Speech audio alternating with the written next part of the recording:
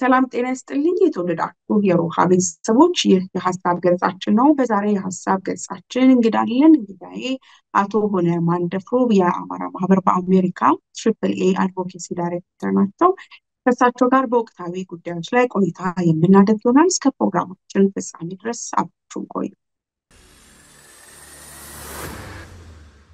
አቶ ሆነ እንግዳዬ ስለሆንክ በጣም አመሰግናለሁ። እኔም አመሰግናለሁ መዓዛ እና እርስዎ የሚለው ቢቀርብኝ ከክፍል ጋር። እሺ ያስተካክላለሁ። እሺ አመሰግናለሁ። እንግዲህ ከረጅም ጊዜ በኋላ ነው ወደ ሚዲያ በሮሃ ሚዲያ ላይ የተገናኘ ነው። በተለያየ ጊዜ እንደ ድርጅትም ሆነ አንተም ደግሞ በማህበራዊ ሚዲያ ገጾች ላይ የምታጋራቸው እንዲሁም በተለያዩ ሚዲያዎች ላይ የምታጋራቸውን ሀሳቦች አሉ። እንግዲህ ለዛሬ በሮሃ ሚዲያ ውይይት እንድናደርግባቸው ካሰብኳቸው ጉዳዮች አንደኛው እንግዲህ በተለይ ደግሞ በወቅታዊ የአማራ ክልል አሁን ባለው ነባራዊ የጦርነት ሁኔታ ላይ እንደ ትሪፕል ኤ ወይም ማህበራዊ ድርጅት ነው። እንዲሁም ደግሞ እንዳንተ በግለሰብ ደረጃ ያለህን ግምገማ አይተን አሁን ባለው ነባራዊ ሁኔታ በጣም ትልልቅ ጦርነቶች ይካሄዳሉ። በተመሳሳይ እንደዚህ ደግሞ ንጹሐን ላይ ቀጥተኛ የሆነ ጥቃቶች ይፈጸማሉ እና አጠቃላይ በአማራ ክልል ላይ ያለውን ነባራዊ ሁኔታ አይቶ ማለፍ ተገቢ ነው እና ከዛ ብንጀምር። መልካም አመሰግናለሁ መዓዛ። እንዳልሽው ያው በኢትዮጵያ ውስጥ አሁን ከሚደረጉ የተለያዩ ጦርነቶች ውስጥ በጥልቀትም በስፋትም በሚያሳትፈው የሰው ኃይል እንዲሁም ደግሞ በጦርነቱ ምክንያት እየተሰቃየ ያለው ሕዝብ መጠን አንጻር አማራ ክልል ላይ ያለው ጦርነት በጣም ሰፊ ነው፣ ትልቅ ነው እና ጦርነቱ ዛሬም አንቺም በተለያዩ መንገዶች ስትገልጹት እንደነበረው በሚዲያችሁ በአጠቃላይ በአማራ ክልል ባሉት አራቱም ክፍለ ሀገራት ሰፊ ጦርነት እየተደረገ ነው። ይህን ተከትሎ አጠቃላይ ስዕሉ የአብይ አገዛዝ ክልሉን ማስተዳደር ተስኖት ከክልሎች መዋቅሩ ክልል ተባሮ አንዳንድ ጊዜ በሚዲያ በሪሞት ምንድነው ለማስተዳደር የሚያደርጉት ሙከራ አለ። ሌላ ጊዜ ደግሞ የተለያዩ አካባቢዎች በተለይ ትላልቅ ከተሞች ላይ የተለያዩ መሪዎቻቸውን አምጥተው በማሳየት ጎብኝት በማድረግ ጎብኝ የሆኑበት ሁኔታ አለ። የአገዛዙ ሰዎች ከአስተዳዳሪነት ተባረው ጎብኝ የሆኑበትን ሁኔታ ታዝበናል። ያንንም በማጉላት የውሸት ከክልሉን አሁን በቁጥጥራችን ስር አለ ለማለት የሚያደርጉትን ሙከራ አይተናል። ነገር ግን በተጨባጭ እውነታዎች የሚያሳዩት የብልጽግና አገዛዝ ከአማራ ክልል ተባሮ የተለያዩ የካድሬዎች የተሽለኮለኩ ከተሞች አካባቢ የሚተያዩበት፣ ነገር ግን በተጨባጭ ከህዝቡ ጋር ያላቸው ግንኙነት ከህዝቡ ጋር ያላቸው ቅቡልነት ተቆርጦ ስለተበጠሰ በርቀት ለማስተዳደር የሚያደርጉትን ሙከራ እያየን እንገኛለን። ከዚህ አንጻር አይ ቲንክ ክልሉ ከአንገበርነብል ከነበረበት ስቴት ወጥቶ አሁን የፋኖ ኃይሎች በስፋት በተለይም የወረዳ አካባቢዎችን የራሳቸውን አስተዳደር ዘርግተው ማስተዳደር የጀመሩበትን ሁኔታ አይተናል እና ከዚህ አንጻር ሽግግር ላይ ወቅት ነው ማለት ይቻላል። ከዚህ በፊት ከነበረው የብልጽግና አገዛዝ ወጥቶ ወደ ፋኖ ኃይሎች ራሳቸውን በማደራጀት በህዝብ ውስጥ ያላቸውን ተቀባይነት በማስፋት ህዝባዊ አስተዳደር ለመመስረት የሚያደርጉበትን ሙከራ እያየን ነው። ከዚህ አንጻር ክልሉ በሽግግር ላይ ያለ ለማለት የሚያስችል ሁኔታ ውስጥ እናያለው። ከዚሁ ጋር ተያይዞ ያው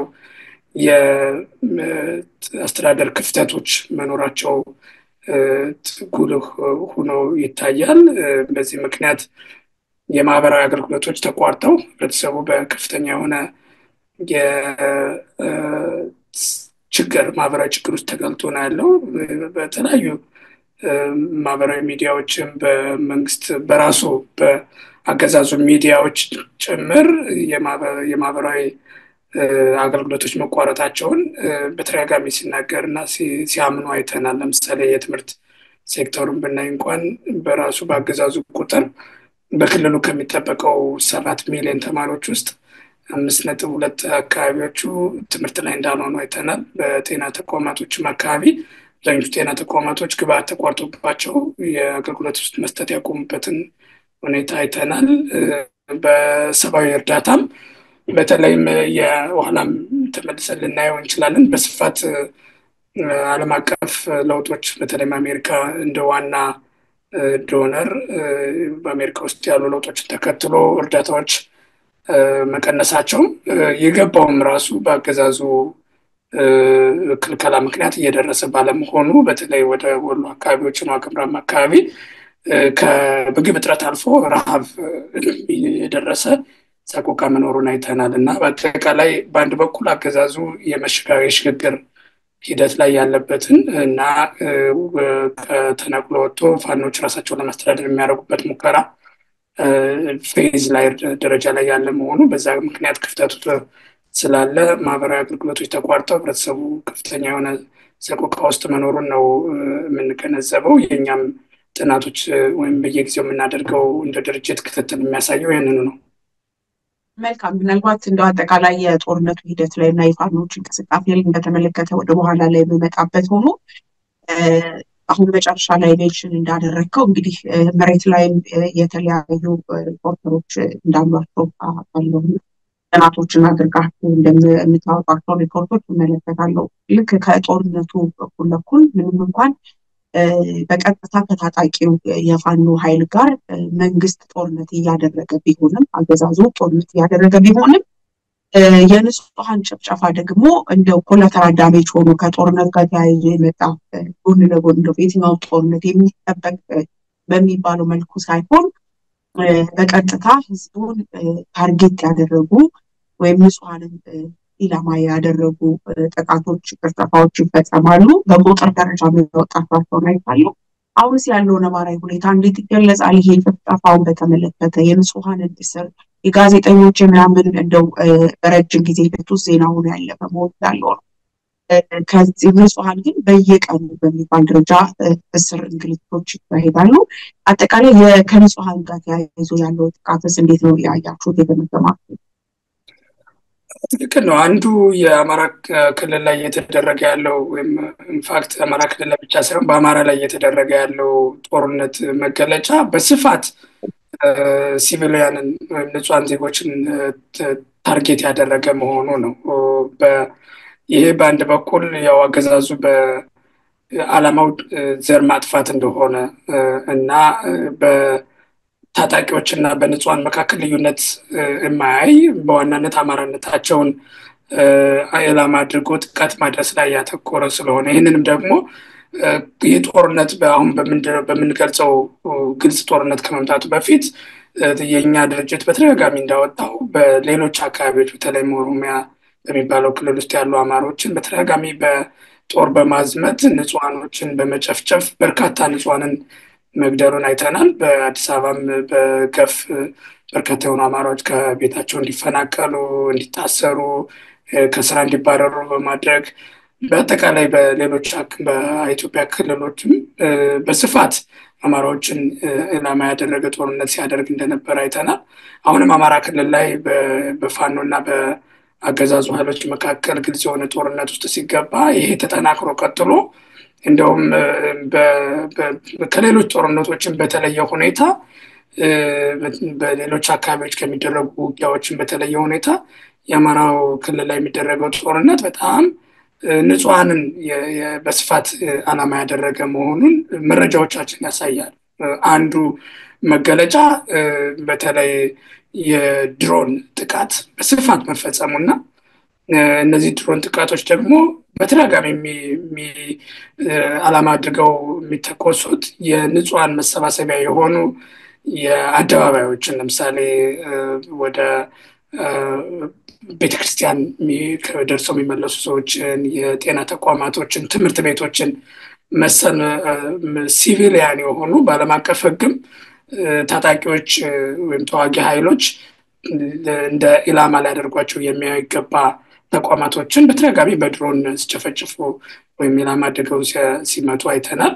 ከዛ ባለፈ በከተማ ውስጥ ውጊያ ባህር ዳር ዋና ከተማውን የክልሉን ዋና ከተማ ጨምሮ በተደጋጋሚ ከተማ ውስጥ ውጊያ በማድረግ እና የፋኖ ኃይሎች ውጊያውን ከከተማ ለማራቅ አንዳንዴ ከከተማ ወጥተው እንዲህ ውጊያውን ለመውሰድ ጥረት ቢያደርጉ እንኳን አገዛዙ ከተማ ውስጥ መሽጎ ህዝብን እንደ ምሽግ በመጠቀም በተደጋጋሚ ውጊያዎችን ከተማ ውስጥ በማምጣት በስፋት ንጹሃን ኢላማ እንዲሆኑ አድርጓል እና የኛ ድርጅት እነዚህን በተወሰነ ደረጃ ለመመዝገብ ሞክሯል። ያው ምንም እንኳን በአሜሪካ ዋና መቀመጫውን ያደረገ ድርጅት ቢሆንም አገር ቤት ባሉ የመረጃ ምንጮቻችን እና ይህንን ስራ በየቀኑ የሚሰሩ የመረጃ ምንጮቻችን በሰሩትን ስራው መሰረት አድርገን ምንም እንኳን ሙሉ ባይባልም እንኳን ጥቂት ቁጥሮችን ለመጥቀስ ያክል በኦገስት 4 2023 እንግዲህ አገዛዙ በይፋ ጦርነት አውጆ ኃይል አዝምቻለሁ ያለበትን ስቴት ኦፍ ኢመርጀንሲ ዲክሌር ያደረገበትን ጊዜ ጀምሮ እስከ ፌብሩዋሪ 20 ከወር በፊት የነበረን መረጃ ብናየው 172 የድሮን ጥቃቶች በቀጥታ ንጹሃን ዜጎችን እና የንጹሃን ዜጎች አገልግሎት የሚያገኙባቸው ማህበራዊ አገልግሎት ተቋማቶችን ኢላማ አድርገው ተፈጽመዋል። በዚህ ሂደትም በትንሹ 1152 ንጹሃኖች ጉዳት እንደደረሰባቸው ከነዚህ ውስጥ ወደ 900 የሚሆኑት መሞታቸውንና ቀሪዎቹ መቁሰላቸውን የኛ ድርጅት በማንነታቸውን በመለየት በጾታ በእድሜ በስም ደረጃ ዶክመንት ያደረግናቸውን ብቻ እንኳን ብንጠቅስ ይህን ያክል መዝግበናል ማለት ነው። በአጠቃላይ ግን በተለያዩ መንገድ በቀጥታ ተኩሶ በመግደል እንዲሁም ደግሞ የተለያዩ ጥቃቶችን በመሰንዘር የገደላቸውን ብናይ ወደ 5052 የሚሆኑ ሲቪሊያኖች በአጠቃላይ ጉዳት ደርሶባቸዋል። ከነዚህ ውስጥ ወደ 4000 የሚሆኑት ተገድለዋል። ቀሪዎቹ ደግሞ የመቁሰል አደጋ ደርሶባቸዋል ማለት ነው። እንግዲህ ይህንን ቁጥር ስንጠቅስ አድማጮች ወይም ተመልካቾች እንዲገነዘቡት የምንፈልገው ይሄ እኛ በካዡዋሊቲ ሪከርዲንግ ስታንዳርድ ዓለም አቀፍ ደረጃ ኔትወርክ አለ። ካዡዋሊቲ ሪከርደርስ ኔትወርክ አለ። የአማራ ማህበር በአሜሪካ የዚህ ኔትወርክ አባል ነው። በያ ኔትወርክ ያስቀመጣቸው ስታንዳርዶች አሉ። በእነዚህም ቁጥሮች ላይ ለመድረስ ጉዳት የደረሰባቸውን ወይም ቪክቲሞችን በስም በጾታና በሌሎች መለያዎች መለየት መቻል አለብን። በርካታ በዚህ ደረጃ ያለየናቸው ግን መሞታቸውን ወይም መቁሰላቸውን ያረጋገጥናቸው ሰዎች አሉ። በተመሳሳይም ደግሞ ጉዳት የደረሰባቸው በርካታ ሰዎች አሉና ይሄ ከብዙ በጣም ጥቂት ፐርሰንቴጅ እንደሆነና ያም ሆኖ ግን በስፋት ሲቪሊያን ታርጌት እየተደረጉ እንደሆነና ጉዳት እየደረሰባቸው እንደሆነ እየሰራ ነው ያለነው የሲቪሊያን ካዡዋሊቲ ዶክመንቲንግ ስራ ያረጋግጣል።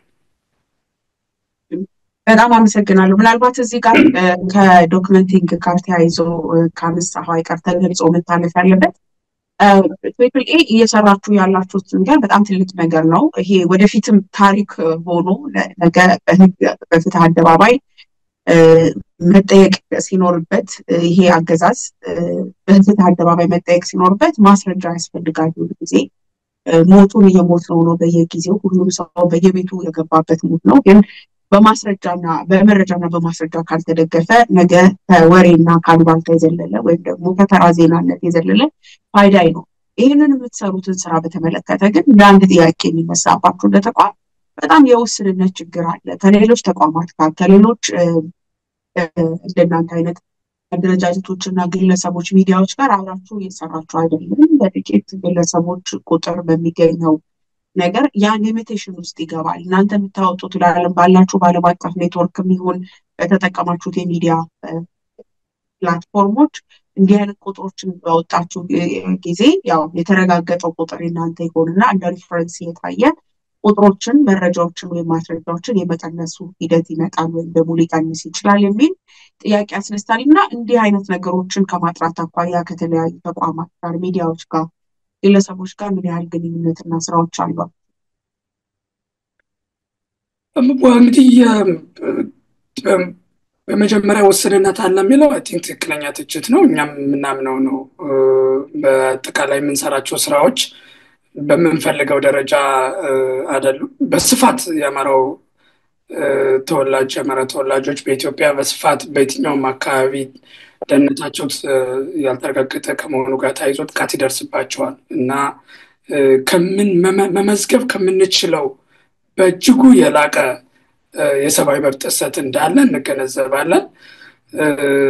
ይህ ስራ በአንድ ውጭ ባለ በቮለንተር ላይ በተመሰረተ ድርጅት መሰራት አልነበረበትም። በቋሚ የሆነ ስራቸው ይህንን በዕለት ተዕለት ስራቸው ያደረጉ በርካታ ሰዎች ሊሰሩት እንደሚገባ እናምናለን እና ከዚህ አንጻር የኛም እንደ ድርጅት ያሉት ውስንነቶች አጠቃላይ የምናገኘውን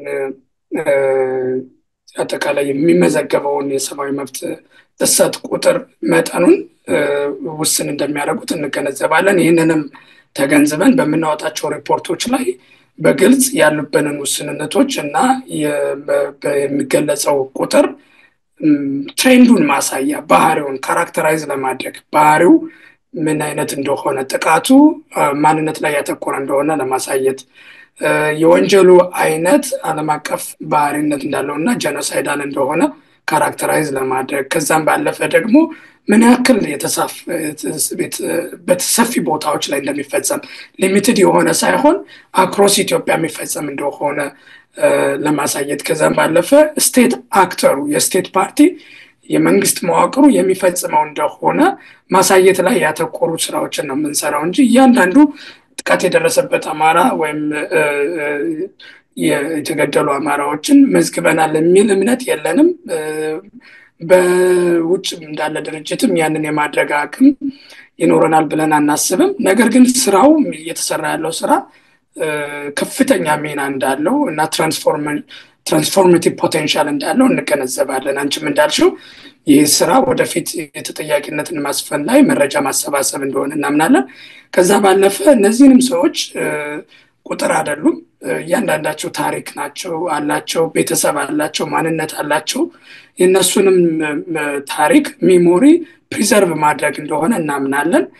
እነዚህን ሰዎች ሂውማናይዝ ማድረግ ጉዳት የደረሰባቸውን ሰዎች ሂውማናይዝ ማድረግ ማንነታቸውን ታሪካቸውን መንገር ላይ ያተኮረ ስራ እንሰራለን እና በዚህም ምክንያት በርካታ መሰል ድርጅቶች ከሚያወጧቸው ሪፖርቶች በተለየ ሁኔታ የኛ ሪፖርቶች ታሪኩን በመንገር ላይ ዲቴል የሆኑ ናሬቲቮችን ማውጣት ላይ ስለሚያተኩሩ በጣም በስፋት ብዙ ገጾች ያሉት ሪፖርቶች ነው የምናወጣው እና ይህንን ኢንቴንሽናሊ ሆን ብለን ሰዎቹን ይህን ያክል ሰው ተገሏል ከሚል ባለፈ እነማን ናቸው፣ ምን አይነት ታሪክ ነበራቸው፣ በምን ሁኔታ ነው የተገደሉት፣ እነማን ናቸው የገደሏቸው የሚሉትን ዲቴል በማውጣት ሚሞራይዝ ማድረግ ያስፈልጋል። ወደፊትም ሀገር ቤትም በራሱ በሆነ መንገድ ታሪካቸው እንዲነገር ፕሪዘርቭ ማድረግ ያስፈልጋል ብለን ስለምናስብ ያንን ታሳቢ አድርገን የመረጥነው አካሄድ ነው እና ከቁጥሩ ባለፈ ሰዎቹን ታሪክ ማስታወስ ያለመ ነው። ከዛ ባለፈ ግን አይ ቲንክ ፖለቲካሊ ሚኒንግፉል የሆነ ስራ ነው ብለን ነው የምናስበው። አሁን አንዳንዴ ታሪኮች ይረሱና ሰዎች ታሪክን ቀልብሰው ብለው ያልሆነ ፖለቲካል ሂስትሪ ለመጻፍ የሚያደርጉትን ሙከራ አይ ቲንክ አማራው በራሱ ከደረሰው በውሸት ትርክት ተመስርቶ የደረሰበት ካለው የዘር ጭፍጨፋ አንጻር ተምረናል እና ወደፊት አማራው በዚህ ወቅት እየደረሰበት ያለው ጄኖሳይድ ተመዝግቦ በኢትዮጵያ ፖለቲካ ትርክት ውስጥ አንድ ፋክት ሆኖ እንዲወጣ ማድረግም ዓላማ ስለምናደርግ አይ ቲንክ ከዛም ባለፈ ፖለቲካሊ ትርጉም አለው ብለን እናስባለን። ስራው እኛ የምንሰራው ስራ ከዚህ አንጻር የረጅም ጊዜ ፕሮጀክት ነው። ለዚህ ስራ መነሻ የሚሆን እርሾ ማስቀመጥ ነው። ወደፊት ስቴት አፓራተሱ ተቀይሮ ስቴት አፓራተሱ ኢትዮጵያን አማራን ከማሳደድ ወጥቶ አማራን እውቅና ሰጥቶ ታሪካቸውንም አክብሮ ማንነታቸውንም አክብሮ ዶክመንት ማድረግና የደረሰባቸውን ዘር ጭፍጨፋ ዶክመንት የማድረግ ኃላፊነት መውሰድ የሚችል መዋቅር መፈጠር መቻል አለበት ብለን እናስባለን።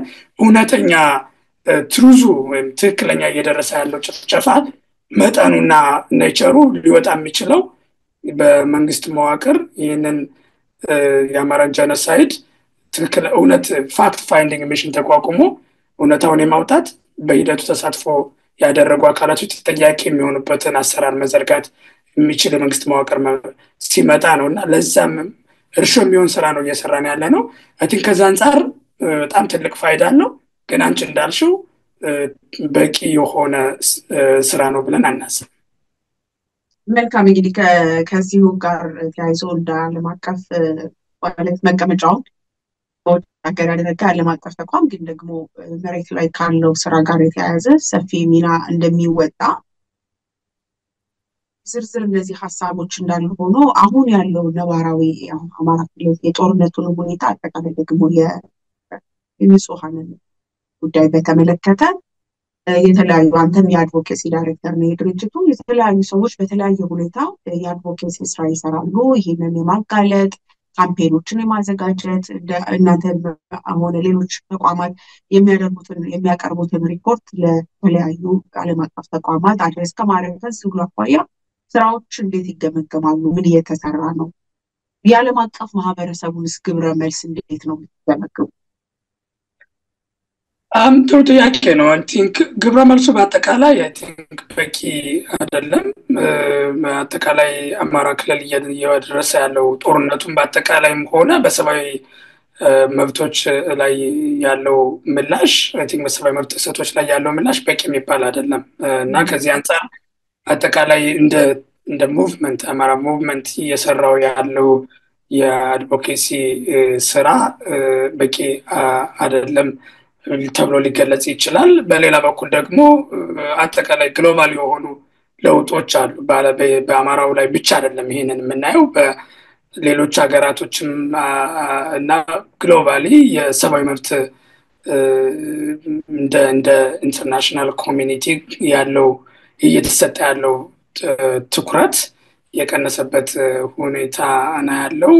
በሰብአዊ መብትን አድቮኬት በማድረግ የሚታወቁ ሀገራቶች የሚሰጡት ትኩረት እና በሰብአዊ መብት ፕሮሞሽን እና ቫዮሌሽን ፕሪቨንሽን ላይ የሚሰሩ አጋር አካላቶችን የመደገፍ ሚናቸውን የቀነሱበት ሁኔታ አለ እና ፎርቹኔትሊ በአጠቃላይ እንደ አመቺ የሆነ ሁኔታ አይደለም ያለው በግሎባሊ በዓለም አቀፍ ደረጃ። ያም ሆኖ ግን በውስጣችን ደግሞ እንደ አማራ ሙቭመንት አይ ቲንክ የምንሰራው ስራ የተቀዛቀዘበትን ሁኔታ እናያለን። ህብረተሰቡ በስፋት ወጥቶ የህዝባችን ላይ እየደረሰ ያለውን ሰቆቃ ከማስተጋባት አንጻር በተለይ በዲያስፖራው አካባቢ በሆነ ወቅት የነበረው መነቃቃት ምናልባትም ላለፉት ጥቂት ወራቶች ተቀዛቅዞ ያየንበት ሁኔታ አለ። ይሄ ሀገር ቤት ካለው ሁኔታ እና አጠቃላይ ሊደርሽፕ ጋር ተያይዞ ያሉ ክፍተቶችን ምክንያት መጥቀስ ይቻላል፣ ግን በቂ ነው ብለን አናስብም። ያም ሆኖ ግን እንደ ድርጅት ትሪፕል ያው ይህንን ስራ ከመስራት አንጻር አንድም ቀን ሙከራችንን ወይም ኤፈርታችንን አልቀነስንም። አጠናክረን የቀጠልንበት ሁኔታ አለ። ከምናገኛቸው ተቋማቶች ጋር የምናደርገው ግንኙነት አሁንም በቋሚነት ቀጥሏል። ኢንፋክት በተወሰነ ደረጃም ቢሆን የምናወጣቸው ሪፖርቶች ያላቸው ኢምፓክት ጨምሯል ብለን እናስባለን። በተለይም ሪፖርቶቹን ታርጌት አድርገን የምናወጣው በዓለም አቀፍ ደረጃ የሚሰሩ በቲንክ ታንኮች ካዡዋሊቲ ሪከርድ ማድረግ ላይ የተመሰረቱ የሰብአዊ መብት ድርጅቶች አንብበው እነሱን ሪፖርቶች መሰረት አድርገው ኮሜንተሪ እንዲጽፉ ሪፖርቶችን እንዲያወጡ ስለሆነ ከዚህ አንጻር ከመቼውም ጊዜ በተሻለ የምናወጣቸው ሪፖርቶች ሳይት እየተደረጉ ያሉበትን ሁኔታ አይተናል። ከጆርናሊስቶችም ጋዜጠኞችም እየቀረቡ ሪፖርቶችን የጠየቁበት እና በሚያወጧቸው በቂ ባይሆንም በሚያወጧቸው ዜና ዘገባዎች ላይ የሚጠቅሱበትን ሁኔታ አይተናል እና እንደ ድርጅት የምናደርገው ኢፈርትም ሆነ ውጤታማነታችን ተቀዛቅዟል ብለን አናስብም። እንደ ሙቭመንት እና አጠቃላይ አማራው ክልል ላይ እየተደረገ ያለው እንቅስቃሴ በዓለም አቀፍ ደረጃ ትኩረት ከማግኘት አንጻር ግን በአንድ በኩል በውስጣችን ያሉ ክፍተቶች፣ በሌላ በኩል ደግሞ በዓለም አቀፍ ደረጃ ያለው ለውጦች እና ከዛ ጋር ተያይዞ ኢትዮጵያ ውስጥ ያሉ ጦርነቶች ለረጅም ጊዜ ከመሆናቸውም ጋር ተያይዞ የተወሰነም ቢሆን ፋቲግ ከመፈጠሩ ጋር ተያይዞ የሚገባውን ያክል ትኩረት አላገኘም የሚል ግምገማ ነው ያለን። ነገር ግን አይ ቲንክ በዚህ አመች ባልሆነ ኤንቫይሮንመንት ውስጥ ሆነን ቢሆንም ድርጅት የሰራናቸው ጥሩ ስራዎች አሉ። እንደ ማህበረሰብ ግን ወደፊት አጠናክረን መቀጠል ያለብን እና ውጤት እናመጣባቸው የምንችላቸው መስኮች አዳዲስ አጋጣሚዎችንም አዳዲስ አሊያንሶችንም መመስረት የሚቻልበትን ክፍተቶች እያየን ነው እና እነሱን አጠናክሮ መቀጠል ከተቻለ አሁንም ቢሆን የተሻለ ትኩረት እንዲያገኝ ማድረግ የሚያስችል ምንድነው ዊንዶው ኦፍ ኦፖርቹኒቲዎችን የፈጠረ ሁኔታ ውስጥ ነው ያለነው ለማለት ይችላል። እውነት ነው። እንዲህ መዋዠቆችን እንደው እንረዳለን። አብሬ ከሚቀጥለው ጥያቄ ጋር ብናነሳው መልካም ነው። ዓለም አቀፍ እንቅስቃሴዎች ወይም የእንደዚህ አይነት የአድቮኬሲ ስራዎች እና በተለይ ደግሞ በሰብአዊ መብት ጥሰት ላይ የሚሰሩ ሪፖርቶች፣ ካምፔኖች የውስጥ ትግል ወይም ደግሞ በአማራው በራሱ እንዳጠቃላይ ባለው የአማራ አጠቃላይ ሙቭመንት ባለው መንገራገጭ ሁልጊዜ አፌክት መደረግ የሌለበት ነገር ነው ብዬ ነው የማምነው። ምክንያቱም ራሱን እየቻለ ምንም እኛ አንድ ሆነ አልሆነ ተሰባሰብ ሙቭመንቱ ላይ ያለው ችግር እንዳለ ሆኖ ግን ሲቪሊያን ላይ የሚደርሰው ጉዳት የጋራ ጉዳያችን ነው። ለየትኛውም ዲፍረንስ ምክንያት እና የትኛውም ልዩነት ሀሳብ ወይም የትኛውም ያለመግባባት ሂደት አፌክት ሊያደርገው አይገባም። በምንም ነገር ላትግባባ ትችላለህ። በንጹሃን ጥቃት ላይ ግን የተለየ መግባባትን የሚፈልግ ስላልሆነ እንዲህ አይነት ካምፔኖች አፌክት መደረጋቸው በጣም አሳሳቢ ነው። እንደው ካነሳኸው አይቀር ከዛ ጋር አያይዘህ እንድታነሳው የፈለኩት ጉዳይ ወደድንም ጠላንም በቀጥታም በተዘዋዋሪም አፌክት የሚያደርገው የፋኖ የአንድነት ጉዳይ ነው። ዛሬ እውነት ለመናገር መልካም የሚባል ዜና ስናሰራጭ ነው የዋልነው። ብዙዎቻችን መሬት ላይ ያሉ ታጋዮች ዘመቻ አንድነት በሚል በጋራ ሰዎችን አቅደው በጋራ ኦፕሬሽኖችን እየሰሩ መሆናቸውን ይፋ ያደረጉበት ነገር አይተናል። ከዛ ጋር ተያይዞ መግለጫዎችንም ሲሰጡ የነበረበት ሂደት ነበር። አጠቃላይ ይሄ እንደ ጅማሩ መልካም ብንለውም በተለያዩ ጊዜ ግን እንዲህ አይነት ጅማሮች የተጀመሩ አይተናል። በጋራ መግለጫዎችን ሲሰጡ አይተናል። በጋራ ስራዎችን እንደሚሰሩ አይተናል። ከና ችግሩ ብዙ ነገሮች የተሰሩ መጥተዋል።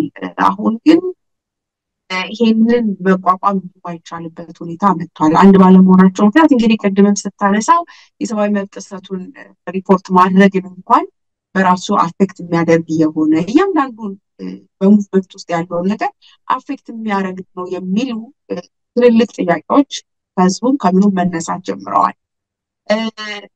ይህንን ደግሞ ኮምፐንሴት አድርጎ መሄድ ያስፈልጋል። ዲሴንትራላይዜሽኑ ጥሩ ነው የሚል ደግሞ ሌላ አይነት መከራከሪያ ይነሳል እና በዚህ ላይ ያለ አስተያየት ያለ እይታ ምንድን ነው?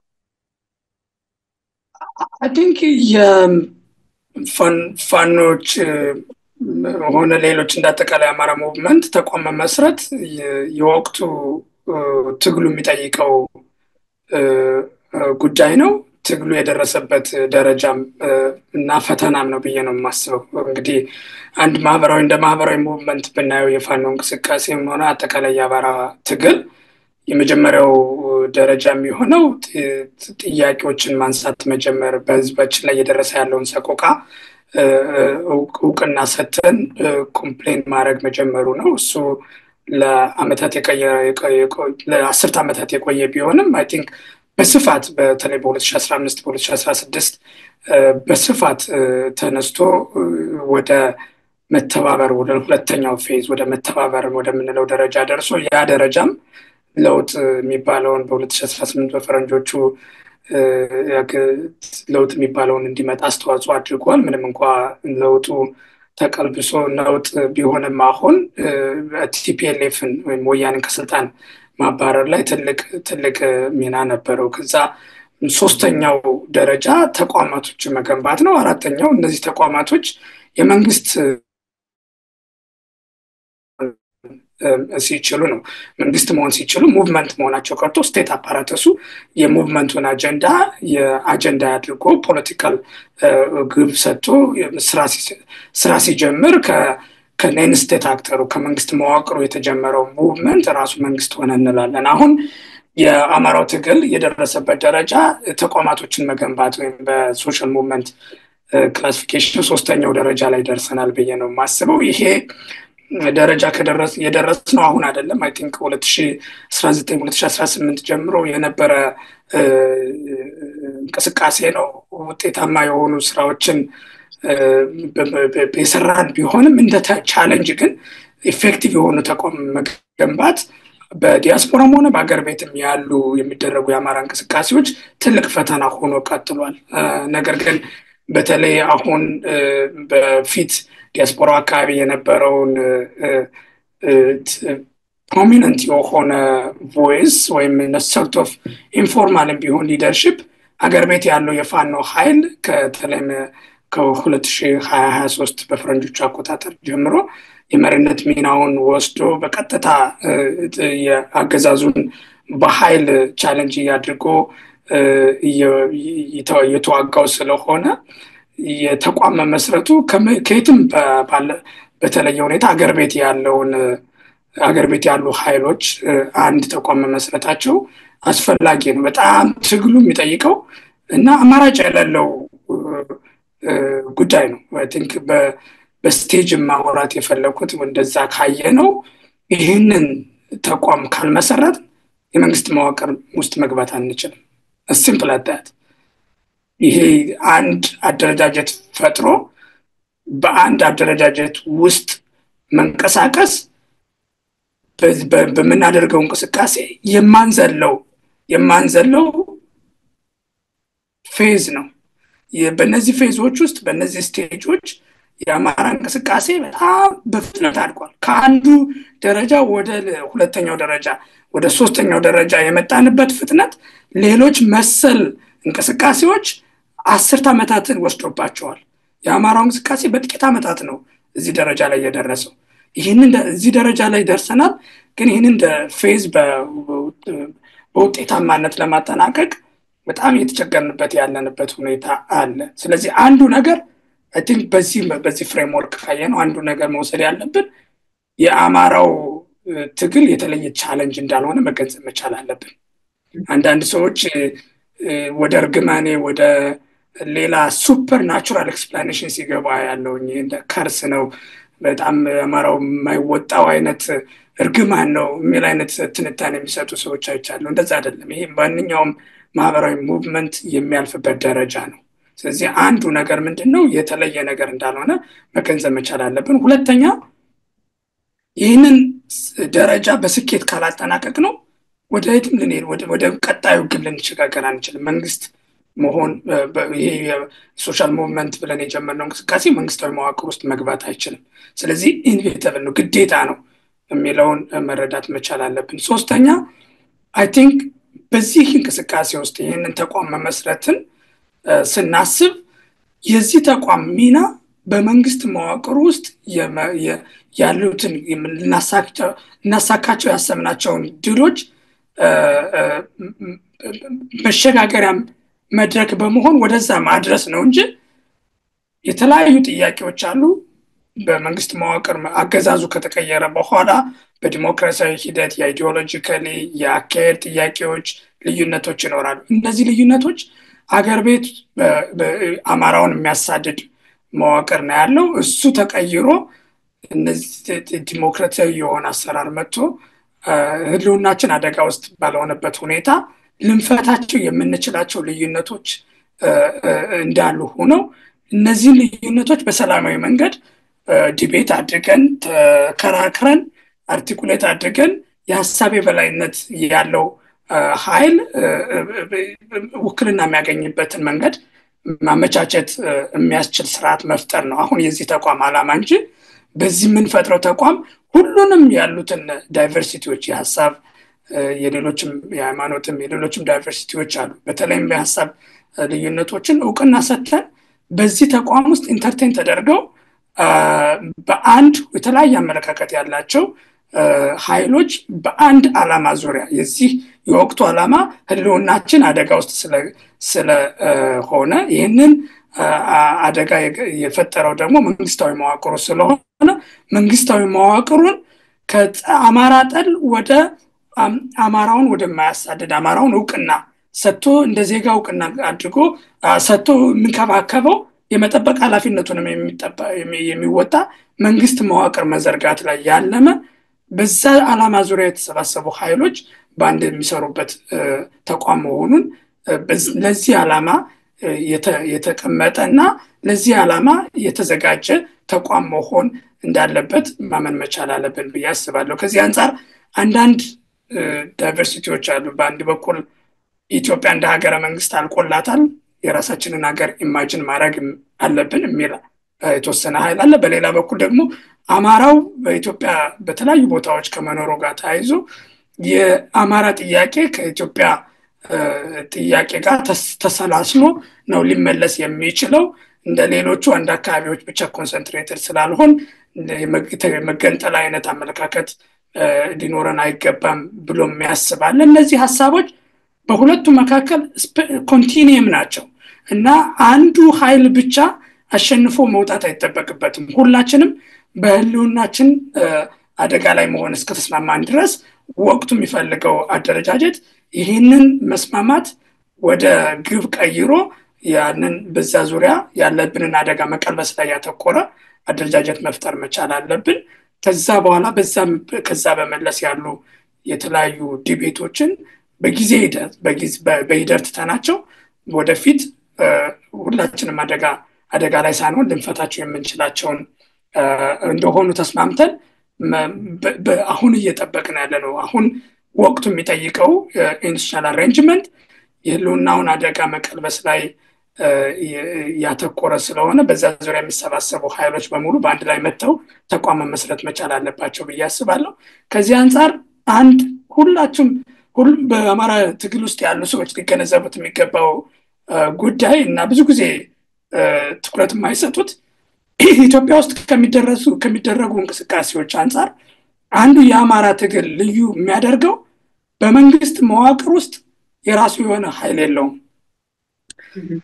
ሌሎቹን ብታይ የኦሮሞን እንቅስቃሴ ብታይ፣ የትግሬን እንቅስቃሴ ብታይ፣ የሌሎቹንም የኩናማንም ሆነ ሌሎችን ብሔሮች ብታይ በክልል ሊሆን ይችላል፣ በወረዳ ሊሆን ይችላል፣ በዞን ደረጃ ሊሆን ይችላል። አንዳንዶቹም የፌደራል መንግስቱንም ራሱ ተቆጣጥረው አሁንም ፌደራል መንግስቱንም ቻሌንጅ የሚያደርጉ እንቅስቃሴዎች አሉ።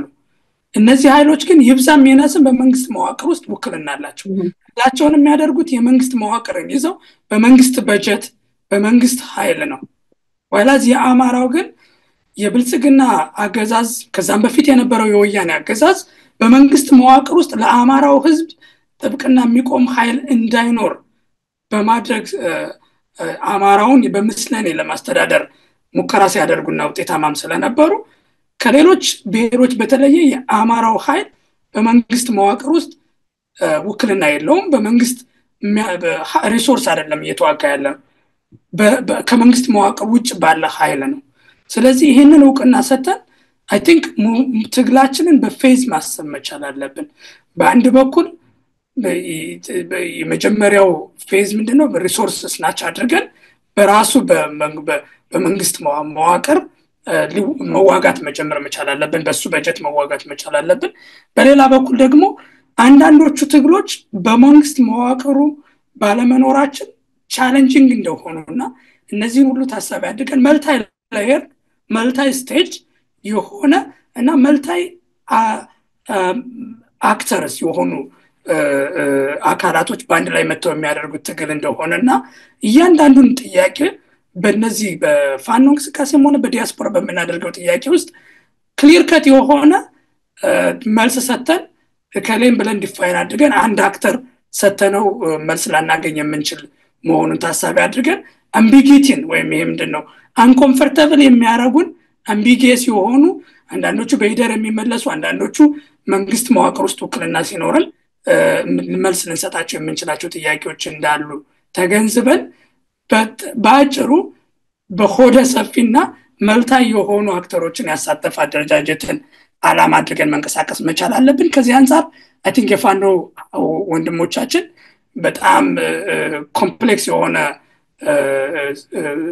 ቻሌንጆችን ይዘው ነው እየሰሩ ያሉት። ይህንንም ታሳቢ አድርገን መጀመሪያ አካባቢ ጊዜ ቢወስድባቸው ተገቢ ነው ትግስት እናድርግ ስንል ነበር። አሁን ግን ትግሉ ከደረሰበት ጊዜ አንፃር አንድ ተቋም አለመፈጠሩ እየፈጠረ ካለው ክፍተት አንፃር እንዲሁም ደግሞ የሚሊተሪ ኃይሉ ጎልብቶ ፖለቲካሊ ያለን ኃይል ከመድከሙ አንፃር የሚሊተሪ ኃይላቸው በጣም ጎልብቶ ወጥቷል። ዛሬም በተለያዩ አካባቢዎች ውግንን ሰፊ የሆነ ውጊያ እያደረጉ ነው። ፖለቲካሊ ግን ያንን ማች የሚያደርግ ኃይል ቢውልድ አለማድረጋቸውን ስናይ የወቅቱት የፋኖ እንቅስቃሴ ትልቁ ቻሌንጅ እነዚህ ወንድሞቻችን ወደ አንድ መጥተው አንድ ተቋም መስረት አለመቻላቸው እንደሆነና ይሄ አይ ቲንክ በዚህ ጋር ስታጠቃልለው አስገዳጅ ሁኔታዎችን ይገልጻቸዋል። የፋኖ አንድነት የሚያስፈልግባቸው አስገዳጅ ሁኔታዎችን ይገልጻቸዋልና ማጠቃለያ ላይ ምናልባት ይህን አስገዳጅ ሁኔታ ታሳቢ ያደረገ የአንድነት ጉዞ ወይም ደግሞ የአንድነት ምስረታ በሚመርታቸው መልኩ የሚለው ነገር ትልቁ ፖይንት ነው።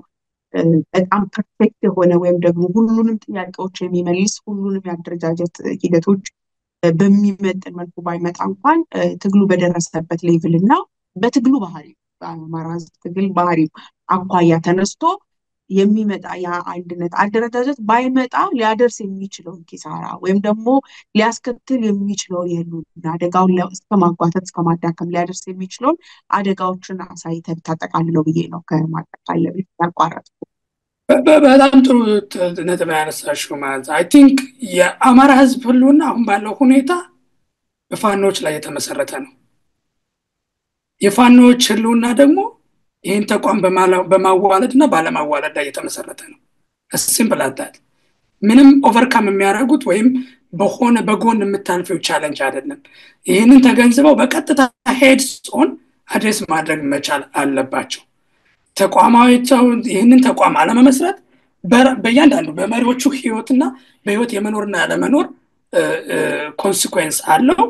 በሰፋ ሲል ደግሞ ህዝባችን ለሚቀጥሉት 10 ዓመታት አሁንም በጄኖሳይዳል ሪጅም ውስጥ ሰብጁኬትድ ሆኖ ይቀጥላል ወይስ ነፃነቱን አውጆ አገሪቱንም አቀጠናውንም ይቀይራል አይቀየርም በሚል ምርጫ ነውና ከዚህ አንፃር አይ ቲንክ የፋኖ ወንድሞቻችን ሚሊተሪ ኦብቪየስሊ ትልቅ ትውልድ ለብዙ ዘመናት የቆየ ኃላፊነትን ነው ተቀብለው ኤክስኪዩት እያደረጉ ያሉት። ትልቅ ክብር አለኝ። በቤተሰባቸው በግለሰብ ደረጃ የህይወታቸውን መስዋዕትነት ለመስጠት ነው ሜዳ ላይ ያሉት። በአንድም ሆነ በሌላ መንገድ የምናነሳቸው ሀሳቦች እነዚህ እያደረጉት ያለውን ጀግናዊ ተጋድሎ እና እየከፈሉት ያሉትን መስዋዕትነት አንደርማይን ለማድረግ እንዳልሆነ ይልቁንም ደግሞ ይሄ ህልውና የሚያደርጉት መስዋዕትነት ድርብ ድሎችን እንዲያመጣ ከመሻት ከመጓጓትም አንፃር እንደሆነ እንዲወሰድልኝ ማሳሰብ እወዳለሁ። ልዩነቱ ግን ቅድም እንዳልኩት በእኔ ግምገማ ይህንን ተቋም ካልመሰረቱ የፋኖ እንቅስቃሴ ውጤታማ ይሆናል ብዬ አላስብም። በዓለም አቀፍ ደረጃም ቢሆን ያሉት ተሞክሮዎች ሬዚስታንስ ዲሴንትራላይዝድ ሆኖ ዲስፐርስድ ሆኖ ውጤታማ ሊሆን ይችላል። ይህንን የኛም ተሞክሮ ያሳያል። የአማራ ሬዚስታንስ ያለምንም ተቋማዊ አንድነት ያለምንም ሴንትራላይዝድ የሆነ ኮማንድ ውጤታማ መሆኑን አሁን አይተናል። መጀመሪያ መግቢያችን ላይ እንዳየነው የአብይ አገዛዝ ከአማራ ክልል ኢፌክቲቭሊ ተባሯል። ኔክስት ቻሌንጁ ኔክስት ፌዙ ግን ገቨርንመንት መሆን ከሆነ ግን ከሬዚስታንስ ወጥተን ወደ ጋቨርናንስ ፖለቲክስ መሸጋገር መቻል አለብን። የሁለቱ ልዩነት ደግሞ ምንድነው? ገቨርናንስ ፖለቲክስ ሴንትራላይዝድ የሆነ ኮማንድ ሴንትራላይዝድ የሆነ ናሽናል አፓራተስ ይፈልጋል። ስለዚህ ወደዛ መሄድ የምንፈልግ ከሆነ አንድ ተቋማዊ መልክ ሳይዙ ወደዛ መሄድ መቻል አይችልም። ስለዚህ ምርጫው አሁን ባለበት እየረገጥን እንሄዳለን ወይስ ወደሚቀጥለው ፌዝ ወደ ጋቨርናንስ ፖለቲክስ መሸጋገር እንችላለን ነው። ይህንን ተቋም መፍጠር እስካልተቻለ ድረስ ወደዛ መሄድ ይቻላል ብዬ አላምንም። ምንም በዓለም አቀፍ ደረጃ ይህንን ያለው ተሞክሮም የሚያሳየው ይህንን ነው። አንድ እሱ ነው። ሁለተኛ ተቋማቶቹ አሁን ያሉት ተቋማቶቹ ራሱ ባህሪያቸው የአካባቢያዊ ቀጠና መያዙ በጣም አደገኛ ነው ብዬ አስባለሁ። ካውንተር ኢንቱቲቭ ነው። የአማራ ትግል ሲጀመር የዛሬ ሲጀመር ኦፍ ኮርስ እና ፕሮፌሰር አስራትም ሲጀምሩት አማራ ብለው ነው የተነሱት። ግን በቅርቡ ራሱ እንደው በቀደም ነው አንፃር አሁን አዲስ ትውልድ የሚባለው እንቅስቃሴ እንኳን ብናየው የወልቃይትን ጥያቄ አንስቶ የሞት የነበረው የወልዲያ፣ የደሴ፣ የባህር ዳር ወጣቶች ነበሩ። ወልቃይት ህዝብ ብረሳ ቀኝ ንርሳ ያለ በአደባባይ በአዴን ኃይል ሲጨፈጨፍ የነበረው የጎጃም የወሎ ህዝብ ነበረ። በተመሳሳይ ከአማራው አልፎ ለሌሎችም ሶሊዳሪቲያቸውን ሲያሳዩ የነበሩት የጎንደር ወጣቶች ነበሩ። ስለዚህ አሁን ያሉት እነዚህ ተቋማቶች የአካባቢው መልክ መያዛቸው ይብዛም ይነስም አካባቢ ማንነቶች በአማራ ፖለቲካ ውስጥ ሪሌቫንስ አላቸው። ወደፊት ሄደን ካየነው ለብዙ አስርት ዓመታት በብሔር የኢትዮጵያ ፖለቲካ አንከር ሆኖ በሀገረ መንግስቱና በዜጎች መካከል ያለው ግንኙነት በብሔር ሚዲየት እስኪደረግ ከመደረጉ በፊት እስከ 1999 በፈረንጆች አቆጣጠር ከዛ በፊት ዋና በሀገረ መንግስቱና በዜጎች መካከል አንከር የነበረው አካባቢያዊ ማንነት ነበረ። ባዴን ወይም ብልጽግና የሚባለው አሁን ኢህአዴግ የቀየረው ነገር ምንድነው? እነዚህ አካባቢ ማንነቶች ኢሬሌቫንት ናቸው፣ ብሔር ነው ዋናው ማንነት መሆን ያለበት ብሎ ከመጣ በኋላ የአማራው ህዝብ በእነዚህ በአማራ ብሔር ዙሪያ ሲሰባሰብ ቆይቷል። ያ ማለት ግን አካባቢ ማንነቶች ሙሉ በሙሉ ጠፍተዋል ማለት መቻል አይደለም። ፎታት ሪዝን ሊጠፉም አስፈላጊ ነው ብዬ አላስብም። ነገር ግን ፕራይመሪ ኢምፖርታንስ ሲግኒፋየር የሆነው አማራው ነው። አማራዊ ማንነታችንን ሁላችንም ሲያሰባስበን የነበረው አማራዊ ማንነታችን ነው። ለዛም ነው በተለይ በዲያስፖራ አካባቢ አሁን እኛ የምንሳተፍባቸው አደረጃጀቶች የመነጩት አካባቢያዊ ማንነት ስም ይዘው የመጡትን ድርጅቶች ጎጃም፣ የጎንደር የሚባሉትን አታክ በማድረግ እነሱን አንደርማይን በማድረግ ነው። ያንን ሲደረግ የነበረው ምንድነው? ከነዚህ አልፈን አማራዊ በሆነ ሁኔታ የሚያስተሳስረን ኃይል ያስፈልጋል ብለን ስላመንን ውጤታማ መሆኑንም አይተናል። ባለፉት ጥቂት ዓመታቶች እንዴት አማራው ሞቢላይዝድ እንደሆነ በዲያስፖራውን በአገር ቤትም ጥልቅ ፎርመደብል የሆነ ፎርስ ሆኖ መውጣቱ የሚያሳየን ምንድነው? ይሄ ፓን አማራ የሆነ አደረጃጀቶች ውጤታማ መሆናቸውንና አስፈላጊ ወቅቱ የሚጠይቀው እንደሆነ ተገንዝበናል። አሁን ያሉት የፋኖ ኃይሎች በቀጠናው መደራጀታቸው ተመልሰን ባክስላይድ እያደረግን እንዳይሆን ትልቅ ስጋት ይፈጥራል።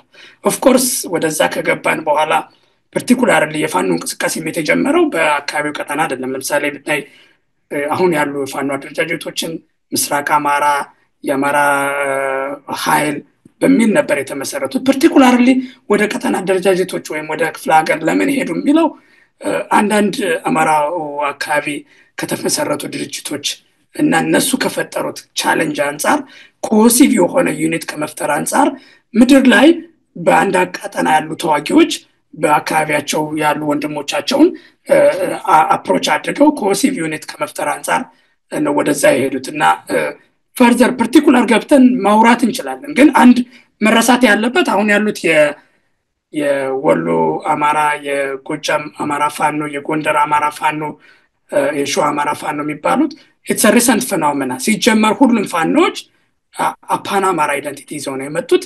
ወደዛ የገቡበት የራሱ የሆነ ተግዳሮት ስለመጣ እሱን ተግዳሮት ለመወጣት ነው። እኔት ወርክድ አይ ቲንክ ለተወሰነ ጊዜ ኮሲቭ የሆነ ዩኒቱ ነው እንዲቀጥሉ አስችሏቸዋል። አሁን ግን ያንን ቻሌንጅ አልፈውታል ብዬ አስባለሁ። በወቅቱ እነዚህ አደረጃጀቶች የተፈጠሩበት ምክንያት አሁን አሳማኝ ነው ብዬ አላስብም። ሁኔታዎች ተቀይረዋል። ውጤታማ መሆን የሚያስችል የተሻለ አደረጃጀት መፍጠር ያስፈልጋል። ከዚህ አንፃር አይ ቲንክ እነዚህ ቀጠናዊ የሆኑ አደረጃጀቶች ፈርሰው ፓናማራ የሆነ አንድ አደረጃጀት መምጣት መቻል አለበት ብዬ ነው የማስበው። እኔ that is ambition እንደ አይዲያል የሆነ ጎል። ነገር ግን ፕራክቲካሊ ካሉ ቻሌንጆች አንፃር እነሱም ኦፕሬሽናሊ ቻሌንጅድ ስለሚሆኑ በጦርነት ማዕከልም ሆነው ይህንን ስራ ስለሚሰሩ ባንዴ ወደዛ መድረስ ባይቻል እንኳን ዩኒፋይድ የሆነ አደረጃጀት መምጣት መቻል አለበት ብዬ አስባለሁ። ዛሬ በጋራ ዘመቻ አውጀዋል፣ በጋራ እየተዋጉ ነው። ያንን ማድረግ ከቻሉ ለምንድን ነው አንድ ተቋም መፍጠር ያልቻሉ የማይችሉት? I don't understand። እኔ በተለያየ መንገድ ለመጠየቅ ሞክሬያለሁ። ኮንቪንሲንግ የሆነ ምክንያት አላገኘሁም። አሁን ባለው ሁኔታ አንድ አማራዊ ተቋም መፍጠር የማይችሉበት ምክንያት አሳማኝ የሆነ ምክንያት አልታየኝም። ስለዚህ እኔ የውድቀት መጀመሪያ አድርጌ ነው የማየው። በአንድ በኩል ውጤታማ የሆነ ስራ እየሰሩ ነው፣ በሌላ በኩል ደግሞ ይህንን ቻሌንጅ ኦቨርካም ማድረግ አለመቻላቸው እንደ ውድቀት ነው። ኦፍኮርስ የተለያዩ አክተሮች እነሱ ጋር ብቻ ችግሩን ለመዘፍዘፍ አይደለም፣ በተለያየ መንገድ በዲያስፖራው ጨምሮ ሚና ያላቸው አካላቶች አሉ። ግን አልቲሜትሊ መሪዎቻችን ፋኖች ናቸው እስካልን ድረስ አልቲሜት መፍትሄ የምንፈልገው ከፋኖቹ ነው። ችግሮች ቢኖሩ ኦብስታክሎች ቢኖሩ እነሱን ኦቨርካም አድርገው ለህብረተሰቡ ደሊቨር ማድረግ ያለባቸው መሪዎቻችን ፋኖች ናቸው ብዬ ነው የማስበው። መሪነትም አልቲሜትሊ መገለጫው እሱ ነው። ምክንያት መደርደር ሳይሆን ውጤት ለህዝብ ደሊቨር ማድረግ ነው። ከዚህ አንጻር አይ ቲንክ ዘግይተዋል። በጣም አደገኛ ነው ብዬ ነው የማስበው። ይህንን ማድረግ ካልቻል ኦልሬዲ ዳሜጅ ኮዝ እያደረገ ነው። ቅድም ከአድቮኬሲው ጋር ተያይዞ አንድ ያልጠቀስኩት ነገር ፋኖቹ አንድ ባለመሆናቸው ሴንትራላይዝድ የሆነ አጀንዳችሁ ምንድነው? ምን ለማሳካት ነው አማራው እየተዋጋ ያለው የሚለውን በተመለከተ በተደጋጋሚ ጥያቄ ይቀርብብናል እኛ ከተለያዩ አካላቶች። አንቺም እንደምታውቂው ይህንን ዴፊኒቲቭሊ መስማማቶች አሉ፣ አጀንዳቸውን እናውቃለን። ግን አንድ ዩኒፋይድ ተቋም ባለመኖሩ ሌጂቲሜት የሆነ አንሰር የሚሰጥ አክተር አልተፈጠረም። በዚህ ምክንያት መዳከሞች አሉ፣ ግራ መጋባቶች እየተፈጠሩ ነው። ከዛም አልፎ ግን ተዋጊው የሆኑ ኃይሎች በአንድም ሆነ በሌላ መንገድ ኮፕት ወደ መደረግ፣ እርስ በርስ ወደ መጋጨት እና ተስፋ ወደ መቁረጥ ሊሄድ ይችላል። and I think ከዚህ በላይ መታገስ ያለብን አይመስለኝም። ወንድሞቻችን መሬት ላይ ያሉት እንደተባለው ቅድም እንዳስቀመጥኩት አለመስማማቶችን በሂደር ትቶ ለጊዜው ያለውን ሚሊተሪ ስትሬንግዝ ወደ ፖለቲካል ዊን ወደ ድል የሚያሸጋግር ተቋም መስረት መቻል አለባቸው። ይህንን ማድረግ ሳይችሉ አንድ ቀን ባደሩ ቁጥር ችግሮች እየተባባሱ እንደዚህ ፌል እያደረጉ እንደሆነ መገንዘብ መቻል አለብን። እንደ ኮሚኒቲም እንደ ፖለቲካል ኮሚኒቲም ኦነስት የሆነ ዲያሎግ ያስፈልጋል። አካውንታብል መሆን አለብን። እንደ ግለሰብም ሙቭመንቱንም አጠቃላይ የሚመሩትንም ሰዎች አካውንታብል ማድረግ መቻል አለብንና ይሄ የወቅቱ ፈተና ነው። ይሄንን ፈተና ማለፍ መቻል አለብን። እንደ ሙቭመንት መሪዎቻችን መሬት ያሉት ይሄንን ተገንዝበው መልስ መስጠት መቻል አለባቸው ብዬ ነው። ተገቢ ጥያቄ ነው።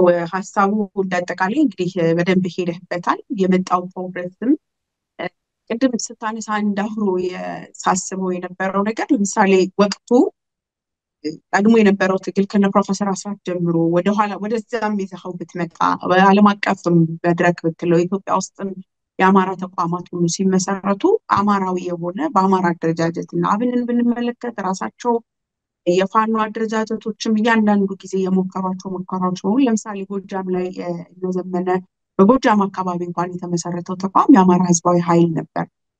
ወሎ ላይ ብትሄድ የወሎ ሳይሆን ምስራቅ አማራ ፋኖ ነበር። ምስራቅ አማራ ሲባል እስከ ደብረ ብርሃን እስከ ምናምን አጠቃላይ ታርጌትና ሀሳብ በማድረግ ነው። ወቅቱ ያመጣባቸውን ቻሌንጅ ግን የተወጡበት መንገድ ደግሞ ወታደራዊ አደረጃጀት ስለነበር እንደ ሰፈር እንደ ቡድን እንደ ጓደኛ የተሰባሰቡት በወቅቱ እንግዲህ የአማራዊ ድርጅቶች አደጋ ላይ ሲመጡ አደረጃጀቶቻቸውን ወታደራዊ አደረጃጀቶቻቸውን በቀጠና አድርገው ቀጠናቸውን አስከብረዋል። ስለዚህ ይሄ ወቅቱ ያመጣባቸውን ቻሌንጅ የፈቱበት መንገድ ነው እና ይሄ አዋጥቶን የጎዳን ነገር አለ ብዬ አላምንም። ሊጎዳን የሚችለው ከዚህ በኋላ ፖለቲካዊ አደረጃጀቱን በዛ ውስጥ እንዲቃኝ ካደረገው ቅድም አንተ በደንብ እንዳስቀመጥከው ትግሉ ከሬዚስታንስ አልፎ ወደ ገቨርነንስ ሲመጣ ገቨርነንሱ በዚህ በቀጠናዊና በክፍለ ሀገር አደረጃጀት ውስጥ እንዲቀጥል ማሰብ ከተፈለገ እሱ አማራ ብቻ ሳይሆን እንዳጠቃላይ የኢትዮጵያን ፖለቲካ ድብልቅልቁን የሚያወጣ ድብልቅልቅ ማውጣት ተሳል የህልውና ጥያቄያችንንም በአግባቡ ማይመልስ አሟሟታችንን ከአማራን አሟሟት እንደገና ደግሞ እየተከፋፈልን በሰፈር እንድንሞት የሚያደርገን ነው። ይሄንን ከፍ አድርጎ ማሰብና ይሄን ወቅቱ የጠየቀን ቻሌንጅ ያኔ ፈተናውን ወደኋላ መለስ ብሎ እንዳለፉት ሁሉ አሁን ደግሞ ከፍ አድርገው ሊያስቡት እንደሚገባ ባለድርሻ የሆናችሁት እናንተም ሚዲያዎችም ሁላችንም እንዳጠቃላይ ለዚህ ተባባሪ መሆን አለብን። አጋዥ ሆነን መገኘት አለብን። በድክመቶቻቸውና በክፍተቶቻቸው መካከል አስፋፊ አንድ ድክመት አስፋፊ ሳንሆን በየትኛው ሁኔታ ዋጋ ተከፍሎ ወደ አንድነት የሚመጡበትን ነገር ማገዝ ተገቢ ነው ብዬ አምናለሁ። ከዚህ ጋር ተያይዞ ግን አብረን እንድታነሳ የፈለግኩት ከተገናኘን አይቀር ስለ አማራ ፋኖ ስናወራ፣ ስለ አማራ የህልውና ትግል ስናወራ ይህንን ደግሞ በሌላ በአንድም በሌላ መልኩ እንደውም በቀጥታም ለማለት እችላለሁ አፌክት የሚያደርገው የኢትዮጵያ ፖለቲካ ነባራዊ ሁኔታ ነው። አማራ ብቻውን እንደ ሚድል ኦፍ የሆነ ቦታ አይደለም፣ ኖዌር አይደለም ያለው ኢትዮጵያ ውስጥ ነው። የጎረቤት ሀገር ፖለቲካ በደንብ የቀጠናው ፖለቲካ በደንብ አፌክት ያደርገዋል። እንደገና ደግሞ በተለያየ ጊዜ በፌዴራል መንግስቱ፣ በትግራይ ኃይሎች፣ በኦሮሚያ በተለያዩ አካላት በሚኖረው የኃይል አሰላለፍ ምክንያት የአማራ ፋኖች ትግል የአማራ የህልውና ትግል ዲተርማይን ይደረጋል ወይም የተለያዩ እንትኖች ኢፌክቶች ይፈጠሩበታል። ስለዚህ እነዛን ነገሮች እንዴት አያኸው? በተለይ ደግሞ በትግራይ በኩል እንደገና በፌዴራል መንግስቱና በኤርትራ በኩል እየተነሱ ያሉ የተለያዩ ሀሳቦች አሉ። ፖለቲከኞችም ከሁሉም አቅጣጫ የተለያዩ ሀሳቦችን ይሰጣሉ። እንደው ይሄንን ነገር እንደ ድርጅት እስገምግማችሁታል? አንተስ ደግሞ እንደ ግለሰብ አይተኸዋል ወይ? ያው ወቅቱ የፖለቲካ ሁኔታውን መከታተልና መተንተን እንደ ግለሰብ እንደ ድርጅትም የምነጋገርበት አጀንዳ ነው። ያሉትን አዳዲስ ነገሮች ተመልክተናል። በአጠቃላይ ግምገማችን በእኔ አረዳድ አትሊስት እንደው ለግለሰብ ማስተያየት መስጠት ተገቢ ስለሚሆን በዚህ ጉዳይ ሀገር ቤት ያለው አሁን በተለይም ከጎረቤት ሀገራት ጋር ጦርነት ውስጥ ይገባል የሚባለው ተጨባጭ የመሆን እድሉ በጣም አናሳ ነው ብለን እናስባለን። ኦፍኮርስ አብይ ያለ ጦርነት አይኖርም። ኤክሳይት የሚያደርገው ጠዋት ተነስቶ ማንን ልውጋ ብሎ የሚያስብ ይመስለኛል። ሰምታይምስ ቲንክ አንዳንድ ሰዎች የአእምሮ ህመምም አድርገው ያስቡታል። ምክንያቱም ከመጀመሪያውም ጀምሮ ኢንፋክት ወደ ስልጣን ከመውጣቱም በፊት ጀምሮ ባህሪው ሌሎችን ሰዎች አታክ በማድረግ ኮንስፓየር አድርጎ አንደርማይን በማድረግ ራሱን የነበረበትን የመዋቅር የመንግስት መዋቅሩን ለኦነግ መረጃዎችን ሲሰጥ እንደነበረ ራሱን መድሚት ያደረገ የነበረው ነገር ጉዳይ ነው እና ኪዮስ እና ጦርነትን መጀመር የአብይ ባህሪ ነው። ስለዚህ ፍላጎቱ አይኖርም ብለን አናስብም። ነገር ግን ነባራዊ ሁኔታ ተጨባጭ ሁኔታዎችን ስናይ አይ ቲንክ ለምሳሌ ከኤርትራ ጋር ጦርነት ውስጥ መግባት የሚችልበት አቅም አለው ብለን አናስብም። ዛሬም ስነጋገር እንደነበረው አማራ ክልል ላይ ሙሉ ክልሉ ላይ ወታደር አሰማርቶ እንደ አዲስ በገፍ እያሰለጠነ በየጊዜው ይልካል፣ እየተገደለ ሌላ አዲስ ኃይል ይልካል። የሰው ኃይል አለው ብለን አናስብም። መሳሪያም አቅም አለው ብለን አናስብም። ምንም እንኳ ሰሞኑን መሳሪያ እያመረትኩ ነው የሚል ፕሮፓጋንዳ ማሰራጨት ላይ ተጠምደው ብናያቸውም እውነታው ግን በድሮንም ሆነ በሌሎች ተተኳሽ መሳሪያዎችን የማምረት አቅሙ ቀጥታ የተዳከመበት ሁኔታ ነው ያለው። የመግዛት አቅምም የለውም። ኢኮኖሚክሊም አገሪቷ በየጊዜው ከድጡ ወደ ማጡ እየሄደች ስለሆነ የመግዛት የሚያስችል አቅም አለው ብለን አናስብም። በምዕራባውያን በኩል ያለው በጎ ፈቃደኝነትና በአይኤምኤፍም በወርልድ ባንክም በኩል የሚሰጡትን ብድርና ድጎማም ካለበት ፈተና አንጻር እዚህ ግባ ነው ብለን አናስብም። ስለዚህ ተጨባጭ የሆነ ፍላጎት ቢኖረው እንኳን በአቅምም በሰው ኃይልም በመሳሪያም እዚህ ግባ የሚባል ቁመና ስለሌለው የመጀመር ፍላጎት ይኖረዋል ብለን አናስብም። ሌሎች አካላቶች ወይም ሌሎች ሀገራቶች በተለይም ኤርትራን ስናነሳ ኤርትራ በተደጋጋሚ ከምታነሳው ቅሬታ አንጻር እና ካየናቸው ቴንሽኖች አንጻር ፍላጎት ሊኖሩ ይችላል ወይ ነው። ተጨባጭ የሆኑ ምሳሌዎችን ኢንዲኬተሮችን አላየንም። በእኔ በኩል ኤርትራ ወደ ጦርነት ለማግባት የሚያስችል ምክንያትም ፍላጎትም አላት ብዬ አላስብም። እንግዲህ የቀጠናው ተገማች ስላልሆነ የሚሆኑ ነገሮችን መከታተል ጠቃሚ ነው። ነገር ግን እስካሁን ባለው ነባራዊ ሁኔታ ወደ ጦርነት መግባት የሚያስችል ሁኔታ አላየንም። የሚገቡም ከሆነ ጦርነቱ ያው ጂኦግራፊካሊ በትግራይ በኩል ስለሚሆን ትግራይ ውስጥ ያሉት ኢንተርናል ፊሸርስ ወይም ኢንተርናል እነዚህ መፋተጎች ምን አይነት መልክ ይይዛሉ የሚለው የሚወስነው ነው የሚሆነው።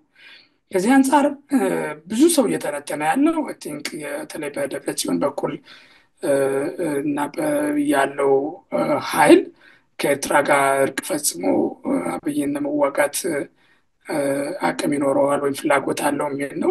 በተመሳሳይ ያው በትነግ ባህሪው በጦረኝነት ላይ የተመሰረተ ስለሆነ በእነሱም በኩል ፍላጎት አይኖራቸውም ማለት አልችልም። ነገር ግን አቅማቸውን ስናይ በተለይ በምዕራባውያን በኩል የሚቀርበው እርዳታ አሜሪካ ከዩኤስአይዲ እና ሌሎች መሰል ተቋማቶችን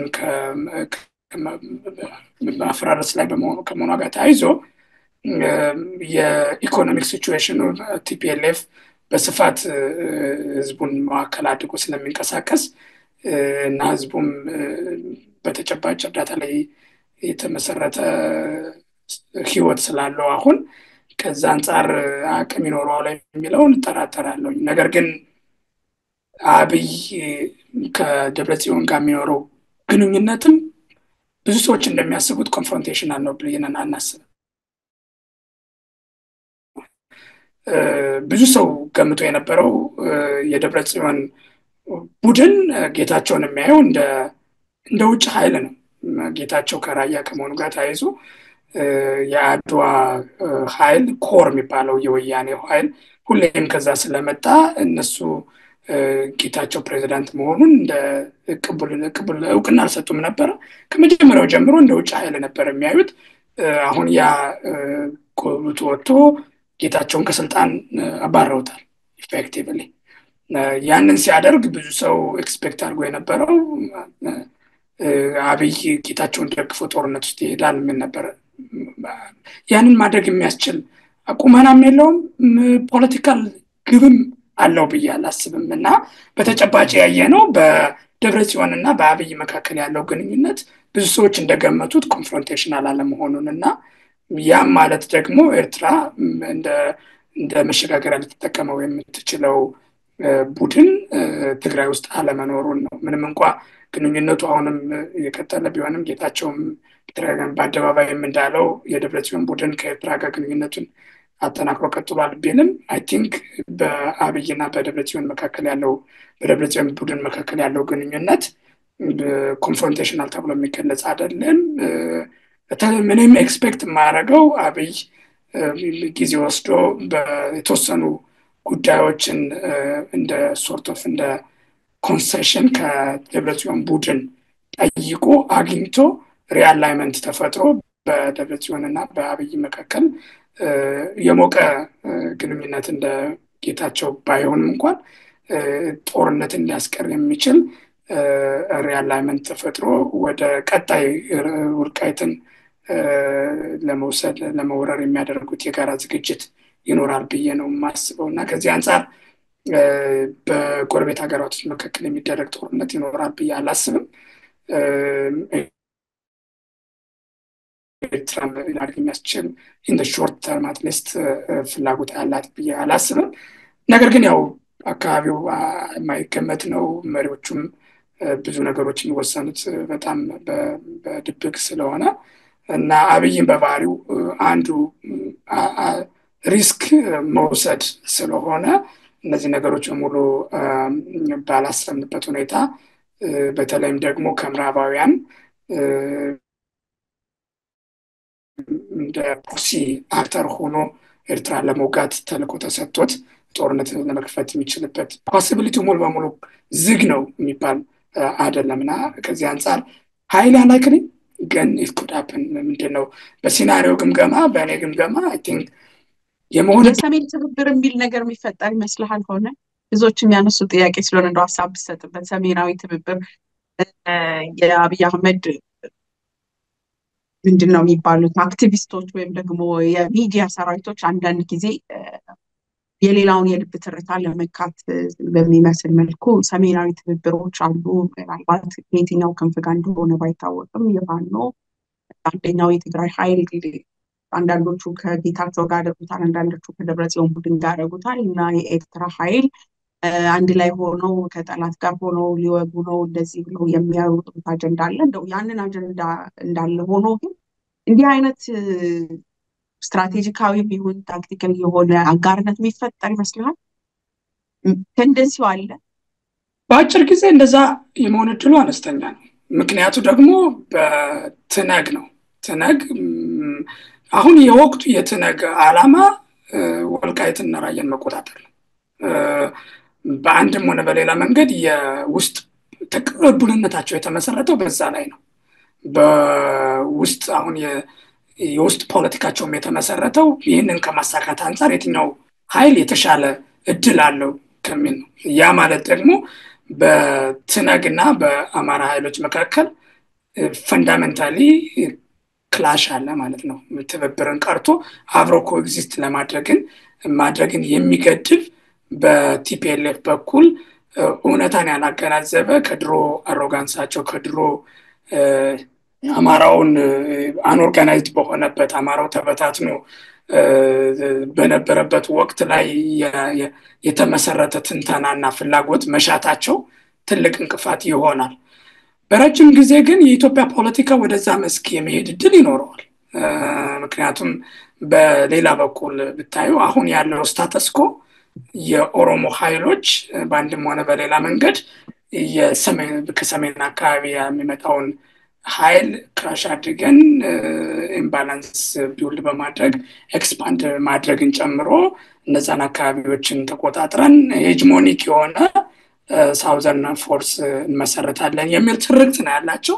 ከትርክትም አልፈው በተጨባጭ ወደ እንቅስቃሴ ገብተዋል። ግን አንፎርቹኔትሊ ትነግ በአንድም ሆነ በሌላ መንገድ አጠገቡ ያሉትን በመተንኮስ ላይ የተመሰረተ ስለሆነ ምንም እንኳን በህዝብ ደረጃ የባህል መተሳሰሩ በሁለቱ ሰሜን አካባቢ ያሉ ህዝቦች በጣም ከፍተኛ ቢሆንም ይሄ ኃይል ሰላም ነሽ በመሆኑና ደፍራሽ ኃይል በመሆኑ ወደዛ እንዳንሄድ ያደርገናል። ስለዚህ እንደ ሾርት ተርም አንላይክሊ፣ ምክንያቱ ደግሞ የቲፒኤልኤፍ ወቅቱን ያላናገነዘበና ከአቅሙ በላይ መመኘቱ ነው። ወደ እንደ ብሮድ ትሬንድ ፓተርን ግን የኢትዮጵያ ፖለቲክስ ወደዛ የመሄድ እድሉ ከፍተኛ ነው። በጣም አመሰግናለሁ። ሆነ ጥያቄዎችን ጨርሻለሁ። ምናልባት ያልተነሳ ሀሳብ ወይ በዚህ ጉዳይ ላይ አስተያየት ተሰጥበት የምትለው ካለ? አይ ቲንክ እንደው ቅድም በተወሰነ ደረጃ ያነሳሁትን እና ይሄ የፋኖ አደረጃጀቶችን እና አሁን አጠቃላይ ሙቭመንቱን ቻሌንጅ እያደረገ ያለው ይሄ ቀጠናዊ አደረጃጀት አይ ቲንክ ትኩረት ሊሰጠው ይገባል። በአንዳንድ የማያቸው ሰላም የሚነሱኝ ጉዳዮች አሉ። በዚህ በፊት በጎጠኝነት የምንከሳቸው የነበሩ ሰዎች ወደፊት መጥተው መሬት ላይ ያሉ ኃይሎችንም ኢንፍሉዌንስ ማድረግ እና የእነሱንም አጋር ሆኖ የመስራት እድል እያገኙ ነው እና እነዚህ ቅድም ባልኩት አንጻር ቀጠናዊ ማንነቶች ሙሉ በሙሉ መጥፋት አለባቸው ብዬ አላስብም። ኢትስ ዋን አስፔክት ኦፍ ዳይቨርሲቲ፣ የዳይቨርሲቲ አንዱ መገለጫ ነው። ስለዚህ ፈንዳሜንታሊ በራሳቸው ችግር ናቸው ብዬ አላስብም። ነገር ግን የኢትዮጵያ ፖለቲካ አሁን በብሔር ላይ የተመሰረተ ስለሆነ ፖለቲካችን መቃኘት ያለበት ከዛ አንጻር ነው ብዬ አስባለሁ እና አሁን ጎጠኝነት የወቅቱ የአማራ እንቅስቃሴ ቻሌንጅ ሆኖ እየመጣ ነው። በዚህ በፊት ምንድነው ጎጠኛ ብለን ያባረርናቸው አንዳንድ ኃይሎችም ቡድኖችም እንዲደበቁ ማድረግ ችለን ነበር። አሁን ወደፊት መጥተው በአደባባይም ለመንቀሳቀስ እድል እያገኙ ነው። ተጽዕኖቸውም እየሰፋ ነው እና ይህንን ጉዳይ በአገር ቤትም በውጭም ያለ ነው ሳይባባስ ትኩረት ሰጥተን ተመልሰን ወደ ኮር ሆነው ወደ ፓናማራ ወደሆኑ አመለካከቶች፣ አደረጃጀቶች መመለስ መቻል አለብን። ያንን የወቅቱ ትኩረት መሆን መቻል እንዳለበት አገር ቤት ያለውንም ህብረተሰብ ሁላችንም በአንድም ሆነ በሌላ መንገድ የዚህ ሞመንት ላይ አስተዋጽኦ የምናደርግ ኃይሎች ተገንዝበን እዛ ላይ ትኩረት ሰጥተን እንድንንቀሳቀስ፣ አገር ቤት ያሉ ወንድሞቻችን ደግሞ ይህንን ፓናማራ የሆነ ተቋም መመስረት ለአማራ ህዝብ ህልውና ለራሳቸውም ህልውና አማራጭ የሌለው ውሳኔ እንደሆነና ያንን ተገንዝበው ህዝቡ በጉጉት እየጠበቀ መሆኑን ተገንዝበው ያንን ታሳቢ ያደረገ መልስ እንዲሰጡ በድጋሚ በራሴም በግለሰብም እንዳጠቃላይ በሙቭመንቱም ውስጥ ባሉ ሰዎች ስም ማስገንዘብ እወዳለሁኝ። ይህን ነው ማለት የምፈልገው ማለት ነው። በጣም አመሰግናለሁ። እግዚአብሔር ያክብርልኝ። ምናምን ተመልካቾቻችን የዛሬ የሀሳብ ገጽ ፕሮግራማችን ይህን ይመስል ነበር። በሌላ ጊዜ ከሌላ እንግዳ ጋር እስከምንገናኝ ድረስ በያላችሁበት ሰላም